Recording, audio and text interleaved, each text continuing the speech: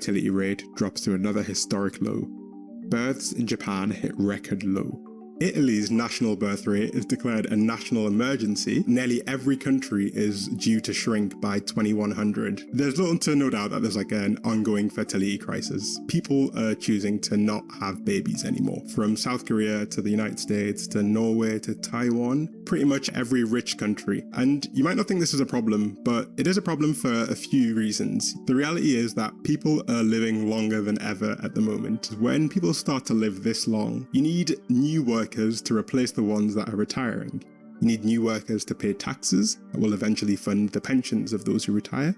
And you need young people in the workforce to take care of those older people. In the 1960s, there were 6 people of working age for every retired person. And by 2035, it's expected to be 2 to 1. This is one of those topics where if you ask 5 different people, you'll get 5 completely different answers as to what the reason. People tend to have quite strong opinions. Some people might say it's a cost of living issue. Some people might say that it's to do with declining rates of religion in the world. Some people might blame women's liberation movements, for example. Either way, no matter what people say, they're typically pretty certain that either their experience or their belief is the reason why on a global scale people aren't having children. I think we can do better than that, because when I see that there's a problem that is affecting Norway, the US, Taiwan, and France, I tell myself that there's got to be a better answer that we can give, right? Because these countries are completely different. The childcare situation, for example, in Norway is vastly different to the childcare situation in the US, which is vastly different to the UK. So I feel like we can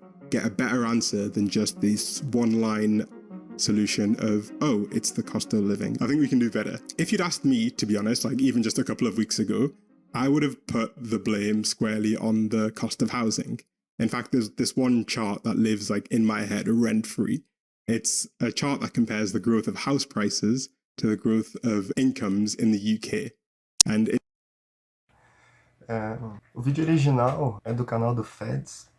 Eu vi que o Asmongold TV fez uma reação sobre esse vídeo, mas em vez de ver a reação dele, eu resolvi vir fazer uma porque é um assunto interessante que me chama um pouco a atenção. E eu acho que realmente um dos principais motivos é a questão do custo de uma qualidade de vida mínima que tu gostaria de dar para um filho, fora outras questões também. Intuitively, to me, it feels like that's why people wouldn't want to have kids. And to a lot of people, it feels that way. But I want to challenge my intuition, and maybe we can reach a more nuanced answer as to why this is more of a global problem than necessarily a specific localized problem. A chart that lives in my head rent-free. It's a chart that compares the growth of house prices to the growth of incomes in the UK. And intuitively, to me, it feels like that's why people wouldn't want to have kids. And to a lot of people, it feels that way. But I want to challenge my intuition, and maybe we can reach a more nuanced answer as to why this is more of a global problem than necessarily a specific localized problem. For example, this is a piece of research from the US, which tried to establish what the effect of a $10,000 increase in housing. Beleza, até então ele está falando que considera isso um problema, pensando que a diminuição da quantidade de jovens em comparação ao aumento drástico da quantidade de pessoas na terceira idade ia fazer com que não tivesse pessoas jovens o suficiente para cuidar das pessoas que estão chegando na terceira idade e precisam de cuidado. E por isso ele diria que essa redução da população seria um problema. Bom, até eu discordo totalmente.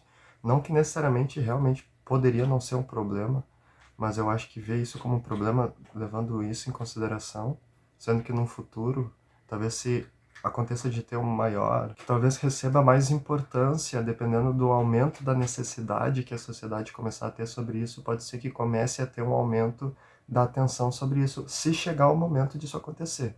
Mas até lá, mano, eu diria que dizer que isso é um problema necessariamente por isso, não diria que eu concordo. On people's decision to have kids. Unsurprisingly, if house prices go up, it corresponds to a 2.4% drop in the decision to have kids if you are renting. However, if you own your home, you actually become more likely to have kids as house prices go up. The net effect of this is that when house prices go up in the US, more people actually want to have kids, which is really counterintuitive. But there is some variance because in the UK, the effect of increasing house prices is a net decrease. And this is just one piece of evidence that immediately helps us understand that we can't just think of this problem as a one-line solution. Clearly, housing can't explain the full picture. I think the cost of having children is another huge factor that people typically fall back on when they explain the reasons why people aren't having kids. It's too expensive. However, it seems that even paying people to have kids isn't working very well. Taiwan spent more than $3 billion trying to get its citizens to have more children, and it's had no success at all. In France, they've spent even more money, about 4% of their GDP, on various measures to encourage people to have children. To put this into perspective, if the US spent 4% of its GDP on family measures, that would be the equivalent of the entire defense budget. So some countries at least, are actually spending a huge amount of money on things like tax breaks, things like direct cash transfers, and things like childcare benefits to encourage people to have kids. So clearly there's a bit more to this whole situation than meets the eye initially. And I think we can maybe look at some of the research and evidence, because there is a whole body of research and evidence to engage with. And I've tried to find the best bits to share it with you, and I'm curious to hear what your opinions are on these different aspects. What I do find really interesting is like how the narrative has changed around this topic, because a couple of decades ago, overpopulation was all the rage. All of the discussion around the number of people on Earth revolved around the fact that there were too many people, and we have two people to blame for this. First of all, we have this dude here. His name is Thomas Malthus, and he is an 18th century economist, and he was the first major figure to really write about this idea of a population boom. He saw that the quality of life in 18th century England was dropping pretty quickly, and he said that there was just too many people and that we'd get to a point where there wouldn't be enough food to sustain the growing population. And a couple of decades later, another professor wrote about the same topic. His name was Paul Ehrlich, and he wrote a book called The Population Bomb. And people really believed them. To kind of put into perspective how scared people were of overpopulation, I want to share a quote by the chairman of the Federal Reserve in the US, who said that overpopulation could be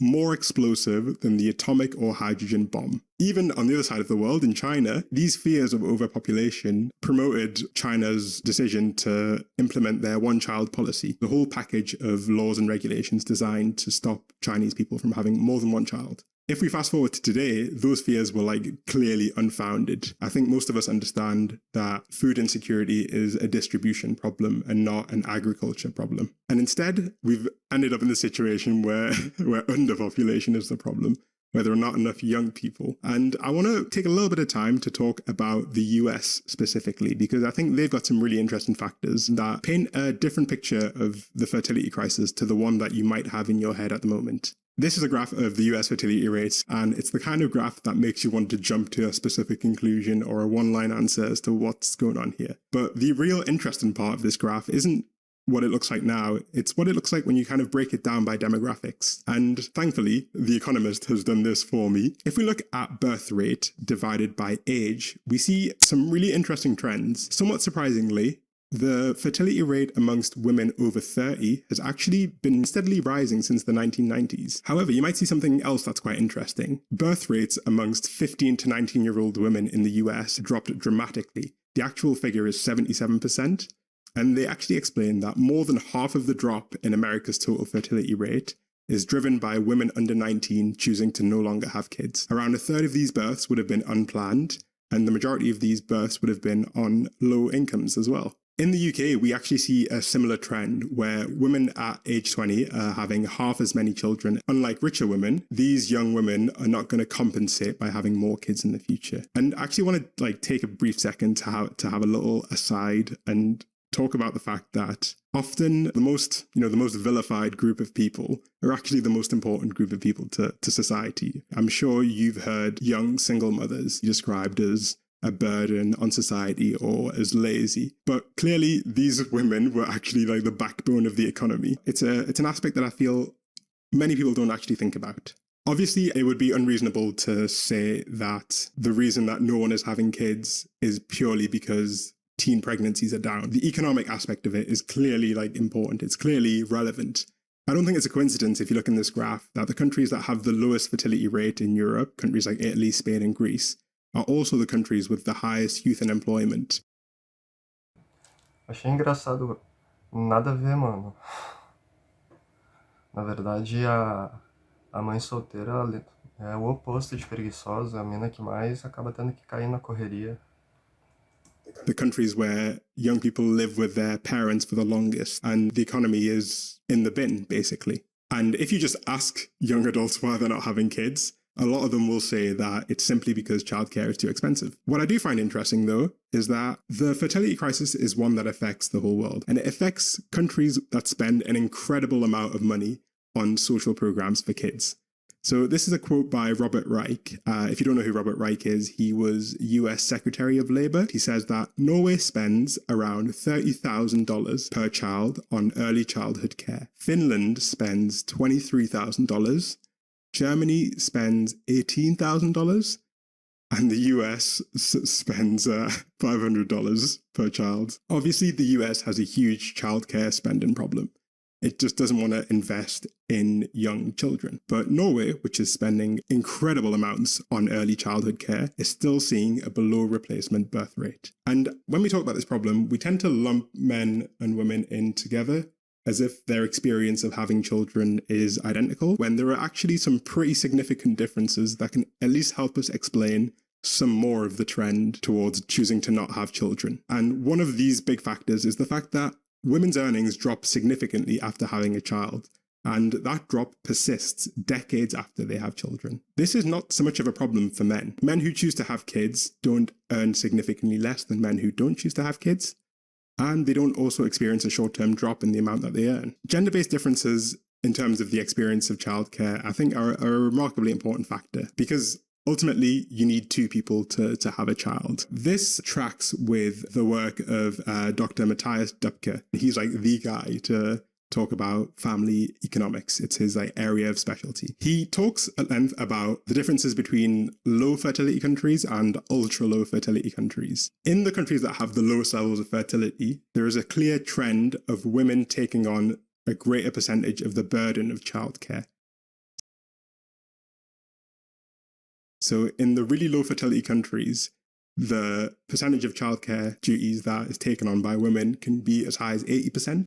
In countries that have slightly better fertility ratios, this percentage is much closer to 50-50. There's still a huge stigma in some of these countries, particularly South Korea and Japan, where women are still expected to spend huge amounts of time at home taking care of children, but they can't survive without having a career, or they simply just want a career, which is also very reasonable. The decision to have kids is, in some extent, a signal of optimism, right? A signal in the belief that you'll have a good future, your kid will have a good future, and the world on the whole has a good future ahead of it. And I think these disparate factors all play into a single idea of optimism about the world. There's a really good research group called Our World in Data. They're amazing. They compiled some data on how optimistic people feel about the world. And you can see that there's this concentration of rich, low fertility countries at the bottom of this graph. And I think it helps us at least explain somewhat why the countries that are even trialing just direct one-off cash payments are not seeing remarkable improvement. Giving someone a one-off payment doesn't necessarily make them feel like the world is going to be a better place in the next 5, 10, 15 years. On the other hand, places like Taiwan have tried extended maternity leave, and that hasn't worked because that has actually increased the risk for women. They're going to be out of the workforce for longer, and they're going to struggle to recover the income that they once had. There are these macro factors like the gender wage gap, which are kind of creating like a negative pressure, and it's not enough to balance that negative pressure. But importantly, it's also worth mentioning that a lot of the drop in fertility is actually a good thing. It represents that people have agency. People can actually choose whether or not to have children, especially women. In fact, we use the term fertility crisis when it's not really a fertility crisis, it's a worker crisis. Governments aren't trying to create self-actualized, happy, positive individuals. They're trying to create meat for the grinder.